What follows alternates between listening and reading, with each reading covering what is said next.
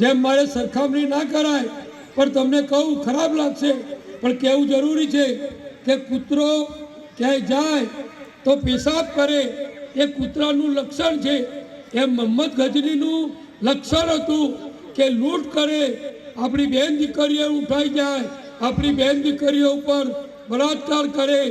અને પછી આપણા હિન્દુ ભવ્ય મંદિરોને એ તોડી નાખતો હતો। આવું સેંકડો વર્ષ સુધી આ મોગલોએ,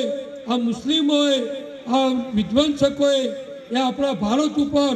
અનેક આક્રમણો કરી અને આખા ભારતને, ભારતની સંસ્કૃતિને, આપણા હિન્દુ ધર્મને ખૂબ મોટું નુકસાન કરવાનો પ્રયત્ન કરેલો। એમના મનમાં એમ હતું કે અમે આ મંદિરો લૂંટી લઈશું, અમે આ મંદિરો તોડી નાખીશું,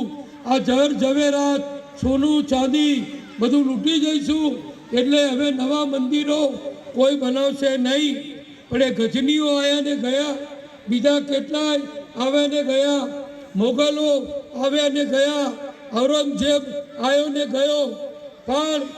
એ બધાએ જે વિચાર્યું હતું કે અમે હિન્દુ ધર્મને, એના મંદિરોને